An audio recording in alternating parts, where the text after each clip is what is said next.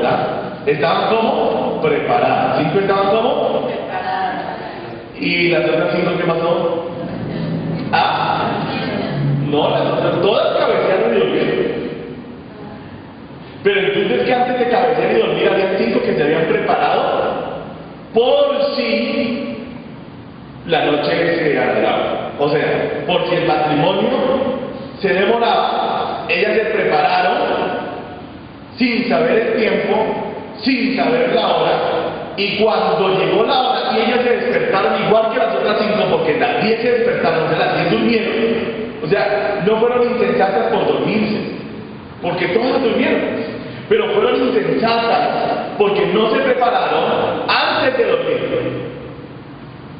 ¿Se comprendió? O sea, el pensamiento de las vírgenes prudentes fue: no, preparémonos, porque es que no sabemos el día y la hora. Preparémonos por si acaso es mañana, pero no fue mañana. Y mientras tanto las imprudentes que decían: no, dejemos, vamos la suave. Cuando veamos que la cosa ya vienen aquí gritando, ay, nos preparamos aquí, en un momentico nos ponemos las chancletas, no, ¿verdad? Las sandalias, los zapatos, los vestidos, porque es que casualmente era de noche. Y resulta que para poderse preparar y terminar la cosa necesitaban ¿qué? ¿Ah? Luz. Aceite para la luz. Luz. O sea que la prudente fue que estas arreglaron todo y prepararon todo, tenían vestido, tenían todo preparado, todo listo, y además de eso dijeron: por si acaso justo la boda nos coge de noche, tenían lámparas y tenían cántaros con aceite. Las otras tenían lámparas sin cántaros. Y cuando llegó la hora de prepararse, pues no daban pie con bola. Todas allá: ¿y dónde dejan el vestido? Tú lo que oíste, no lo veo. ¿Dónde están los zapatos? Mamá, los zapatos, mamá. Y resulta que mientras que las unas se estaban tropezando, las otras prendieron cada uno en su cuarto su lámpara, se vistieron, se prepararon, se pusieron bien bonitas, porque hay que prepararse para casarse, ¿no? ¿Cómo hace uno el día que se va a casar, que se echa uno? Ahorita vamos a hablar un poquito de eso, ¿verdad? ¿Cómo se pone uno para el día de la boda? ¿Qué vestido? Único. Nuevecito. No es el mejor, es único. ¿O cuántas de ustedes han visto a las mujeres que en alguna hora de la oficina llegan de repente con el vestido de boda? Yo, amigas, ¿cómo están? Y las otras las miran: ¿qué pasó? Porque ese traje es único. O sea, ¿usted lo compró para cuántas ocasiones? Una. Y lo mismo va a ser el encuentro con Jesús. Tú te vas a tener una sola oportunidad de casarte con Cristo. Y si tú eres una virgen prudente, te vas a preparar hoy. No vas a esperar a que las señales avancen más y entonces cuando edifiquen el tercer templo allá en Jerusalén digas: ¡ah! Ahora sí voy a poner a orar. Ahora sí voy a poner a llorar. Ya no alcanzas. La preparación para la boda es muy larga. Tener un punto óptimo de santificación es de lo más complicado que hay en la vida. Y la Biblia nos dice que eran 10 ¿qué? 10. O sea que Jesús se va a casar con 10 ¿qué? Vírgenes. ¿Y por qué la Biblia me señala que son vírgenes? ¿De qué me está hablando? Pureza. ¿De qué me está hablando? ¿Será que esas vírgenes de pronto no les picaron nunca el ojo? ¿O de qué creen? ¿Que esas vírgenes eran bonitas o qué? Eran las escogidas para casarse con el rey. ¿Usted cómo cree que eran?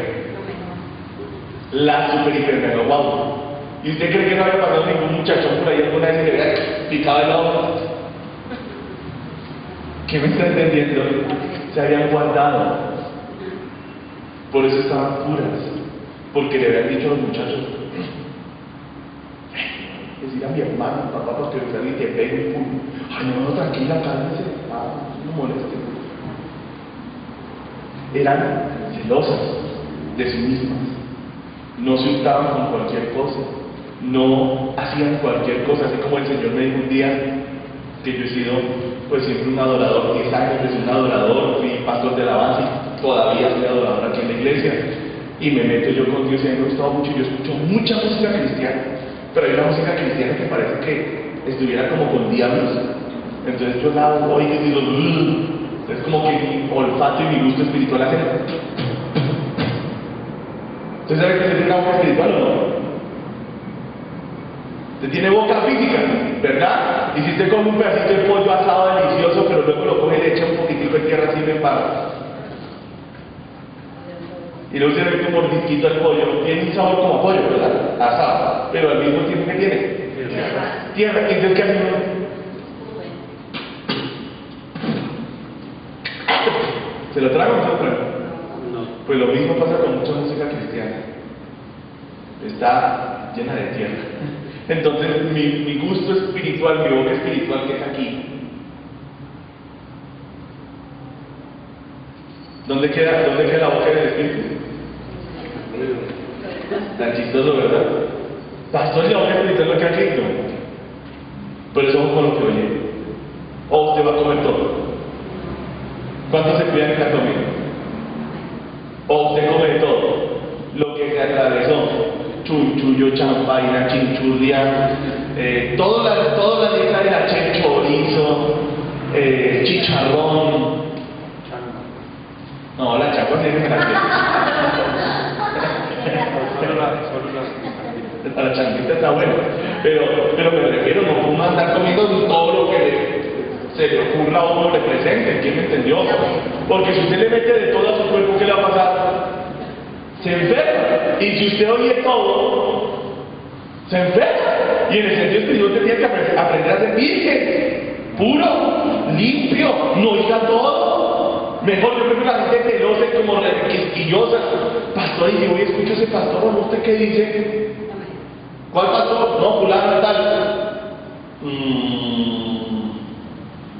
Ya la Biblia. Escuché al pastor Jesucristo. ¡Qué pastorazo, hermano! Ese pastor sí me agrada a mí. Todo lo que él habla es buena comida, buen alimento espiritual, sin levadura. Purita, limpia, aguas preciosas, cristalinas. Prefiero sus aguas. Además, porque una cosa, si usted aprende a reconocer las aguas 100% limpias, cuando el agua esté medio sucia, usted una vez va a decir, uy. Y así usted haya oído lo que no era, usted va a hacer. Ahí se cumple lo de esto. Escúchenlo todo, retenerlo, bueno, desechar lo malo. Pero ¿cómo haces para desechar lo malo si no sabes que es malo? Se llama discernimiento. Para tener discernimiento hay que tener una regla de reconocimiento. ¿Alguien me entendió? Mejor dicho, para que usted me entienda, para poder reconocer al falso Jesús, ¿qué necesito? Conocer al verdadero. ¿Quién me entendió? Pero si yo he sido toda la vida criado en una iglesia que tiene su levadura y su tema y su problemita, y yo ya me acostumbré a tomar esa leche que el apóstol Pedro llama la leche espiritual adulterada. ¿Cierto? Oiga, ¿con qué se adultera la leche? Con agua. O sea, ¿qué leche menos qué? Menos grasosa, menos pesada, como quien dice leche light. Y en muchas iglesias se predica un evangelio, cógela suave, tranquilo, no hay problema, todo está bien. ¿Pecaste? Sigue pecando, no hay problema. ¿Qué problema? Tercer esposo, consíguete el cuarto hombre que el quinto es el mejor.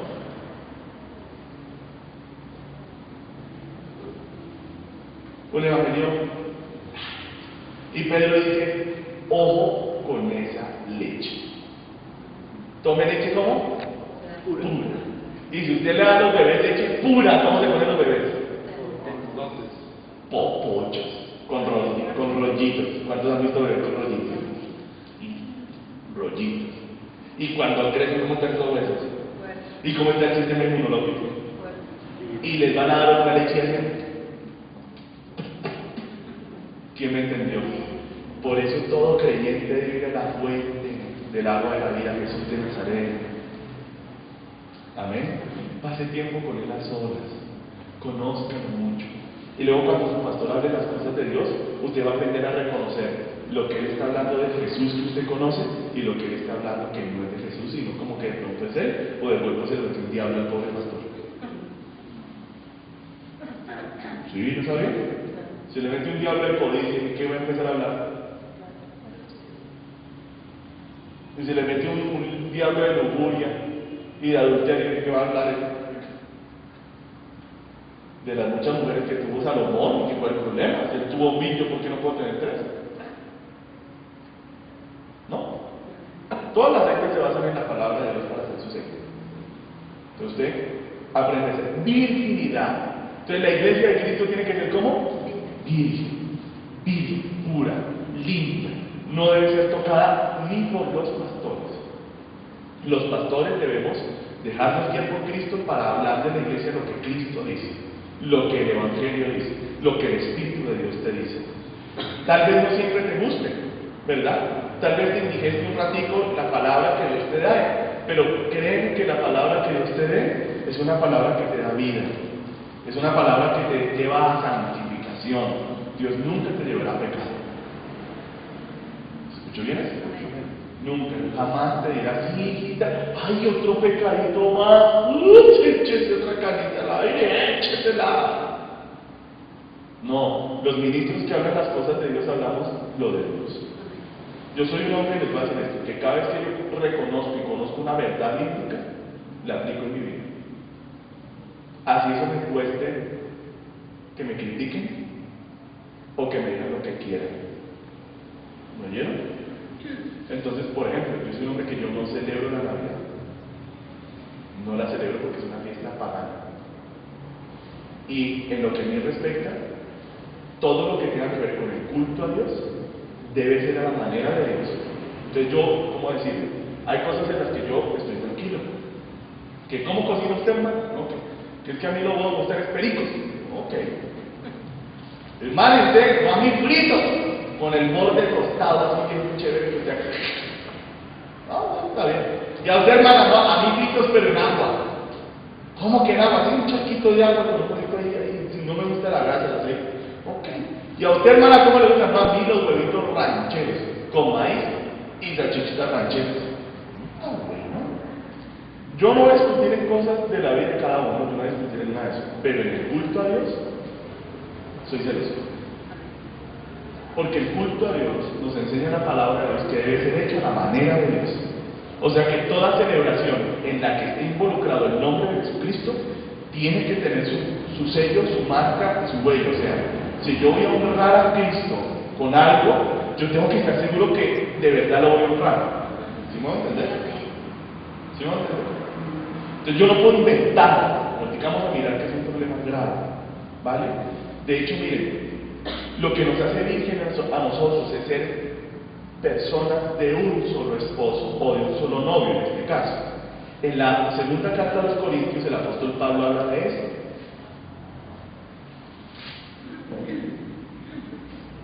Capítulo 11, versículo 1 en adelante.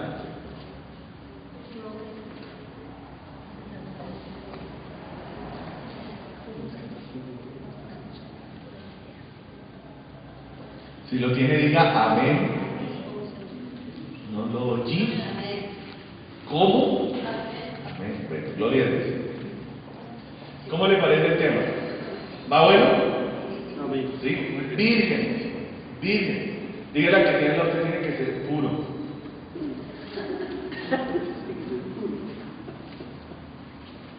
Dígale que tiene la otra, el Señor la llamó a pureza.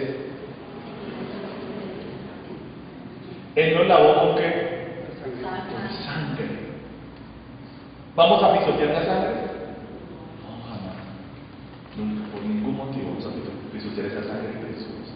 Amén.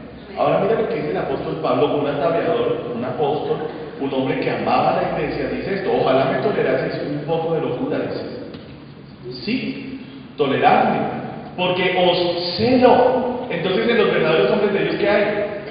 Celo por la casa de Dios, celo por la iglesia, celo porque en la iglesia y en cada vida de la iglesia esté Cristo reinando.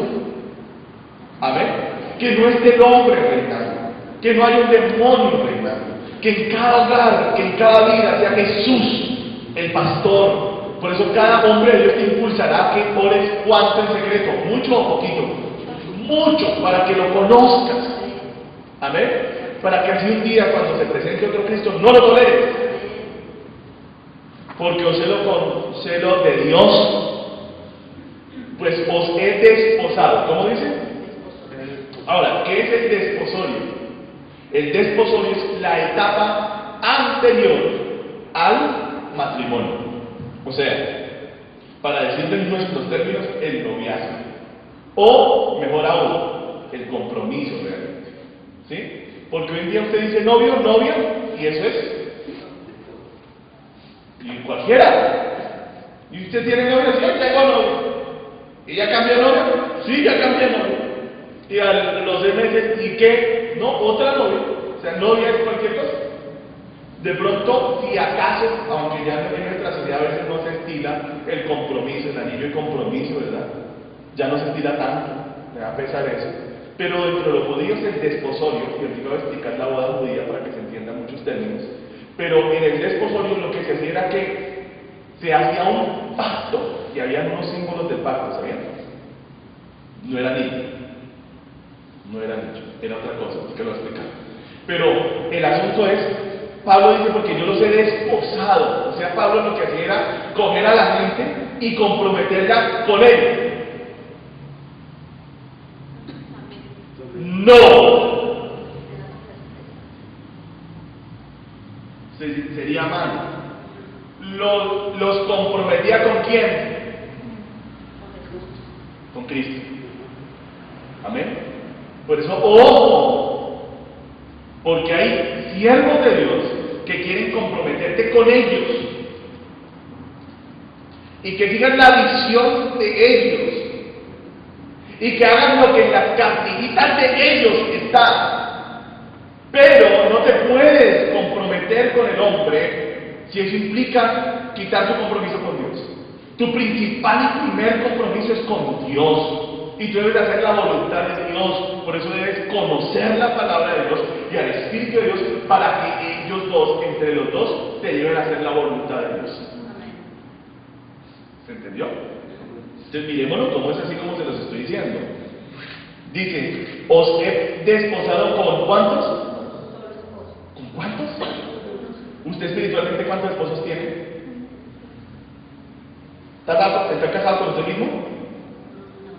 Ojo, ¿hace su voluntad? Si hace su voluntad, usted está como casada con usted. Pero si usted está casada con el esposo, con un esposo, ¿usted qué voluntad hace? La del esposo. ¿Quién me entiende? En el matrimonio bíblico se supone que la mujer debe estar sujeta ¿a quién? ¿Y el esposo a quién? O sea que cuando Cristo le dice al esposo, esposo, quiero que se mude de Bogotá y se vaya para Chiquinquirá. Entonces, ¿qué hace el esposo? Le dice a la esposa, mi amor, prepárate porque nos vamos para Chiquinquirá. Y entonces ella ¿qué va a decir?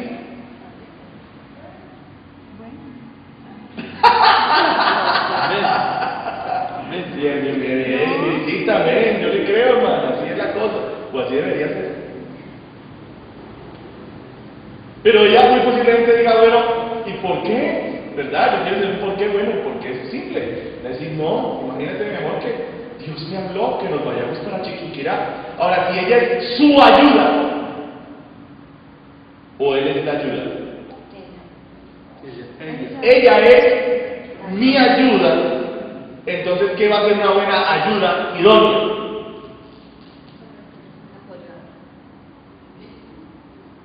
¿Qué empieza a hacer? Comenzó a empacar.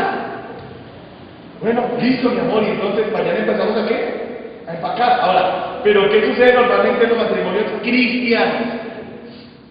El esposo dice, mi amor, Dios me ha mostrado tal cosa. ¿Y qué dice la esposa? ¿Y a mí qué me importa? Lárguese solo.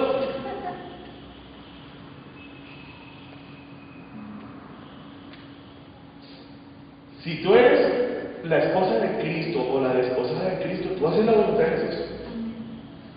Y si Jesús dice A, es A. Y no es B. No, tú no puedes ser un rebelde. Jamás lo seas. Señor, yo lo entiendo. Es más, con el Señor es así. Señor, yo lo entiendo porque tengo que hacer eso, pero lo voy a hacer. Cuando nosotros obedecemos a Cristo, lo estamos alabando. ¿Cuántos me entienden la primera vez? ¿Qué alabanza le estamos diciendo? Cuando yo lo obedezco a Jesús, ¿qué le estoy diciendo con eso? ¿Que lo amas? ¿Qué más? Que eres su Señor, pero ¿qué más le estás diciendo? Yo confío en ti porque tú eres más inteligente que yo, más sabio que yo, más fuerte que yo. Lo que tú digas yo lo haré, porque sé que lo que haces, lo haces también por amor a mí.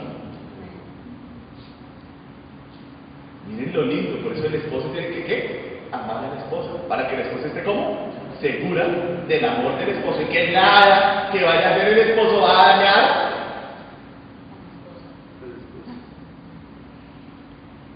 Ay, yo como sueño con matrimonios cristianos fundados en la roca.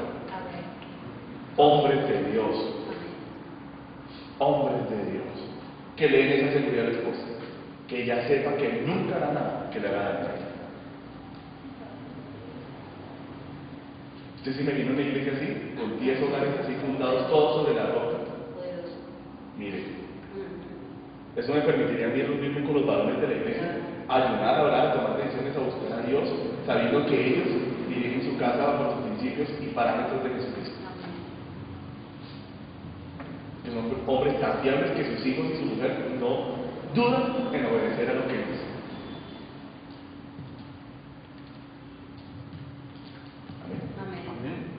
¿Qué sigue diciendo? Para presentaros como una ¿qué? Virgen. ¿Cómo? Pura. ¿A quién? A Cristo. O sea que el apóstol Pablo soñaba con una iglesia que hiciera todo lo que él dijera. El apóstol Pablo soñaba con una iglesia que hiciera todo lo que Cristo dijera. Sí, yo pensé que era el Cristo. Ok, sí. Pero esa es la idea. Que se presente como pura.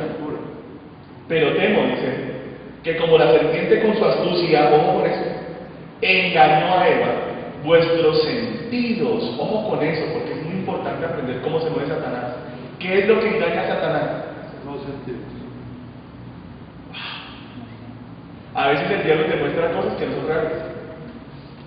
Y tú ves a los dos hermanos que están allá hablando, y el diablo te dice, están hablando de ti. Y me hago en esta película y resulta que no es real, porque Satanás es experto en manipular sentidos. Siempre. Sigamos adelante. Vuestros sentidos sean de alguna manera extraviados de la ¿qué? Sincera fidelidad. ¿A quién? A Jesucristo. Porque si viene alguno predicando a otro Jesús, ojo con eso, que el que os hemos ¿qué? Predicado. O si recibís otro espíritu, como el de la codicia, ojo, que el que habéis recibido otro evangelio, que el que habéis aceptado, bien lo toleráis. Ojo, entonces, ojo, ¿qué es lo que rompe mi pureza? Que yo acepte qué. Ojo, porque dice tres cosas. Que yo acepte otro qué. Otro Jesús. Ojo, ¿será que hay otro Jesús? Bueno, no, pero sí. O sea, presentan otro Jesús. Pero ojo con esto, dice, otro Jesús, pero dice, ¿o recibís otro qué? Espíritu. ¿O se les predica otro qué? Evangelio. Entonces, ¿por qué yo debo evangelizar al católico? ¿Cree en Cristo? Sí. Sí. Pero a su manera. O sea que es otro Jesús. Sí. Porque el Jesús que yo conocí es otro distinto al que muchas veces me presentan en la iglesia romana. Pero además de eso ellos predican otro evangelio. Y por lo tanto, si se predica otro Jesús y otro evangelio, significa que ese bebé, otro espíritu. ¿Cuántos están entendiendo? Entonces viene la pregunta: ¿está esa persona en virginidad, en pureza, en consagración a Jesús? ¿Su fidelidad a Cristo es sincera? No. Pero él es fiel a su religión, a su congregación, que está un poquito torcida tal vez, ¿verdad? Y están presentando otro Jesús, ¿verdad? ¿Se presenta hoy en día el Jesús sufriente? ¿O cómo es el Cristo de hoy? ¿Rico o pobre? Rico. Riquísimo.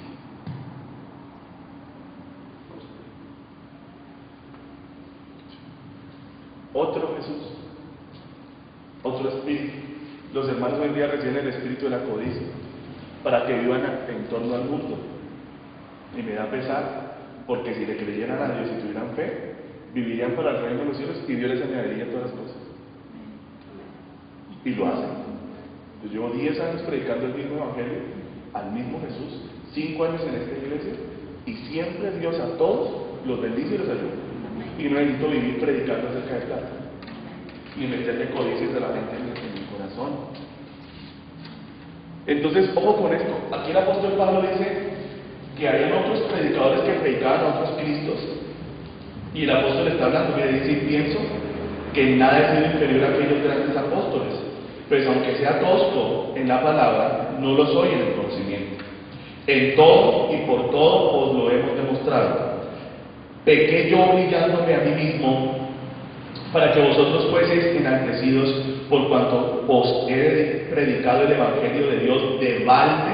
O sea que al apóstol Pablo mira esto, porque a veces nosotros podemos pensar, ¿verdad?, que este mover que hay ahorita, donde las riquezas es como el centro del evangelio, ¿verdad?, el éxito, el ser gente poderosa aquí en la tierra es como el centro del evangelio.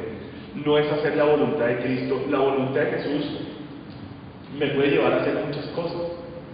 Puede llevarme, por ejemplo, a un gran éxito, o sea, ponerme en círculos donde la gente tiene mucho dinero, porque Dios me puede poner allí para que yo sea su testigo para ellos. Pero a veces se pierde el enfoque y la gente lo que quiere es prosperar al estilo del mundo, vencer al estilo del mundo, lograr cosas, agarrar cosas, porque a esa gente le falta fe. La fe bíblica depende de Dios y le cree a Dios que Dios es capaz de hacer con la vida de uno lo que Él quiera. ¿Sí me están entendiendo? Entonces parece fácil, pero realmente es complejo, porque eso significa que Satanás está dentro de esa iglesia extraviando los sentidos de las personas para sacarlos de su fidelidad a Jesucristo. ¿Qué es la fidelidad a Jesucristo? Hacer su voluntad. Entonces de pronto su voluntad pudiera ser que yo dejara todas mis riquezas aquí en Colombia e irme, por ejemplo, para Irak a predicar el evangelio. ¿Podría ser o no?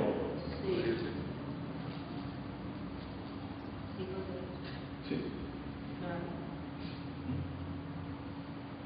¿No se sabe? ¿No sabe? ¿No responde? ¿Ah? ¿Lo estás pensando? ¿Será que podría ser? Sí. ¿Ha pasado? Sí. ¿Ha enviado Dios a hombres que vinían en América, por ejemplo, del norte, a, por ejemplo, países como Birmania, donde tener otra religión era delito, a predicar el evangelio a un montón de gente que los odiaba? ¿Pudo pasar o no pudo pasar? ¿Por qué? Porque la regla de Cristo es el amor. La regla del Señor es el amor. Entonces, si yo me muevo el amor, y si yo estoy en la voluntad de Dios, el amor de Dios se tiene que estar manifestando en mi vida cada instante por cada alma, y eso incluye las almas perdidas. Entonces, una iglesia que está llena del poder de Cristo, que está llena de Dios, lo único que vive es orando y pensando en los perdidos. Y de esa iglesia saldrán misioneros y saldrán evangelistas, inclusive a lugares de los cuales posiblemente nunca vuelvan. Pero hoy en día pensar en estas cosas no, porque ya no se predica el evangelio así, el del sacrificio, el del misionero, el del evangelista, el de la fe en Dios, que camina por todo el mundo sin trabajo, sin dinero, pero confía en que Dios lo sostiene. Ese evangelio hoy en día está sepultado. Ya no se cree que Dios pueda sostenerme sin trabajo. Entonces hoy en día dependemos de nuestra fuerza. Hoy en día dependemos de